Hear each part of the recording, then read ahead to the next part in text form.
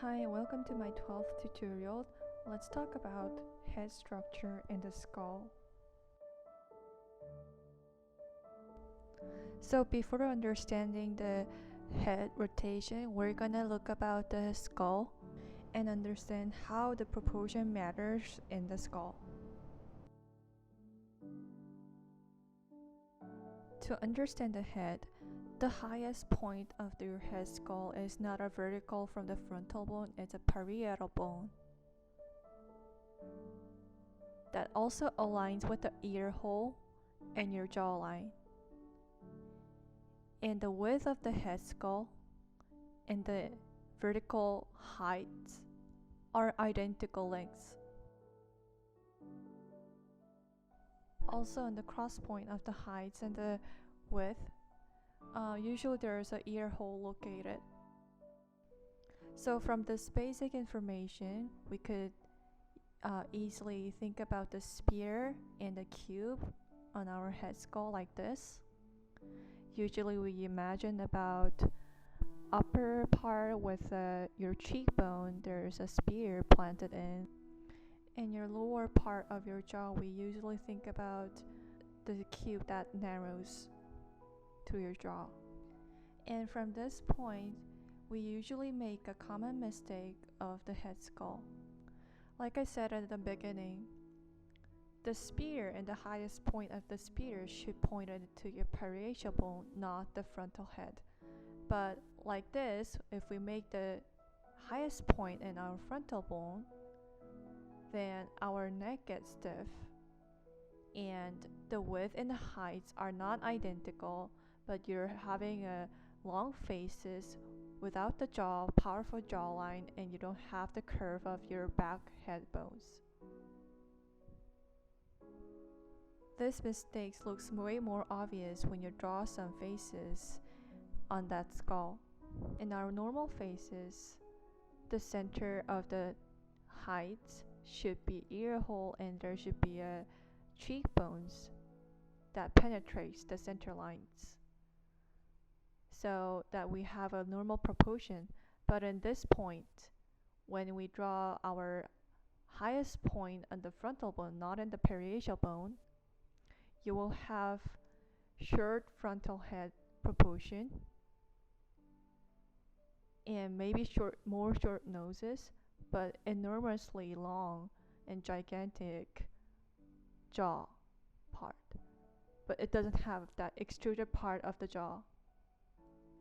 So when you draw some side faces like a profile line and it doesn't look appropriate, you might have a mistake with the highest point of the head, so that your forehead is getting narrow and all the facial appearance is going up and you will have a enormously long and absurd length of jaw part.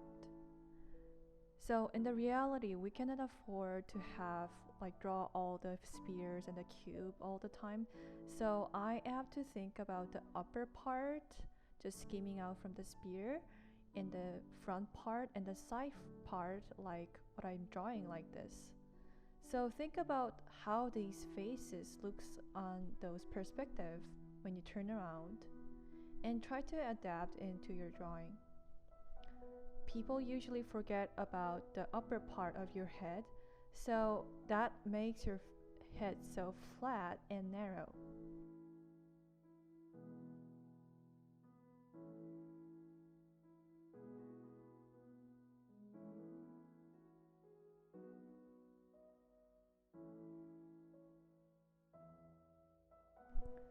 So let's talk about and draw the actual faces from this reference. Angle that the head tilted and then how the neck spread it to your body. From that angle, I start with the upper part and make the cube that fits with your head.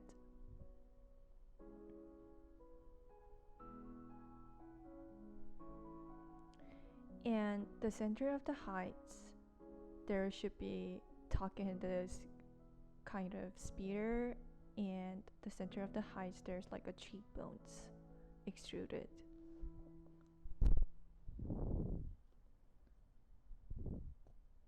After that, I use more constructional lines that help me to locate all those facial appearance after all. So don't rush and be hurried to conclude to draw some eyes and noses if you're not sure about the structure. In the center line of your face, you can locate the ear hole and decide where should be the ears that connect your upper bones and the lower jaw bones. From that, you can decide these three faces in your head.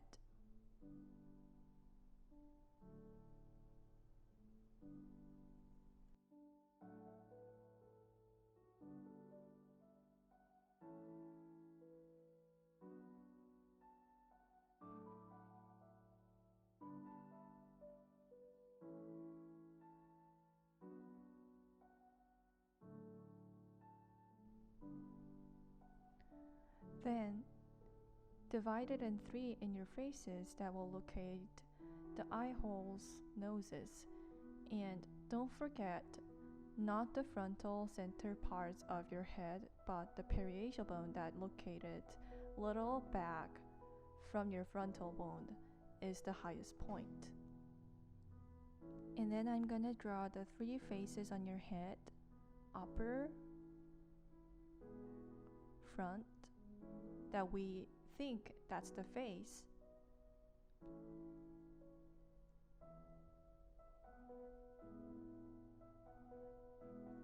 and then the sides.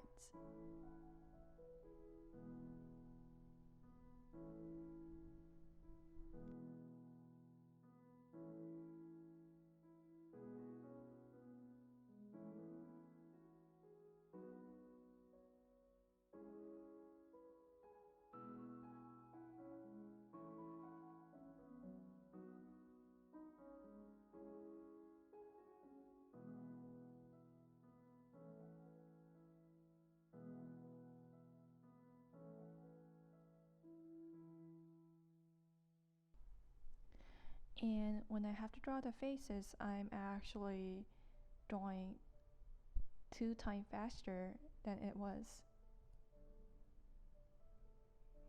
Think about the center lines and where is the point that your nasal bones are finishing, and keep the lips coordinated with the center A6 from your face.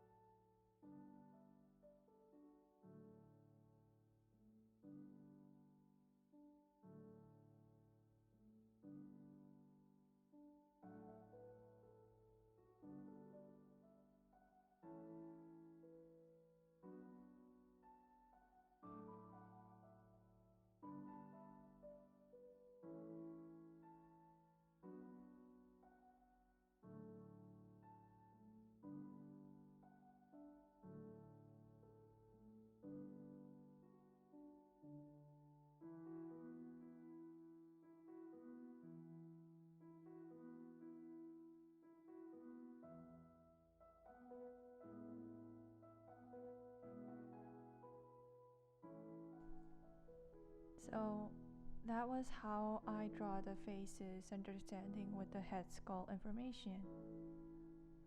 So let's try one more poses. And I'm gonna try out the profile perspective. Working on same proportion, but just the perspective have changed. Thinking from the cube. You don't really have to draw the cube if you're confident enough with the perspective wise. Proportions are the same, and I'm quickly finding the highest point from the parietal bones and then locating the spear from that, making the ear holes. So this is the constructive drawing that beneath in the portrait. To understand the head skull well, I really wanted to emphasize, don't be obsessed with the flesh, try to draw the bones beneath that and understand the structure and the perspective.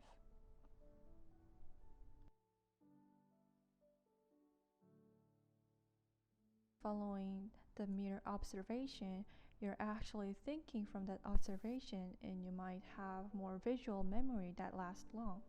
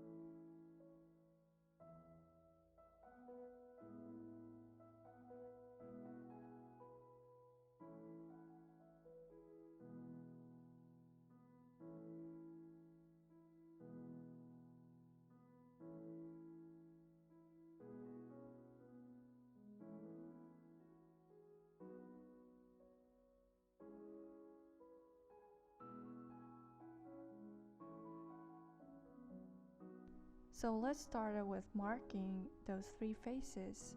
See how that three faces combines in this perspective. I'm gonna mark out the side faces that passes your cheekbones and the edge of your jaw lines. And then thinking of the upper bones that passes the highest point of your head.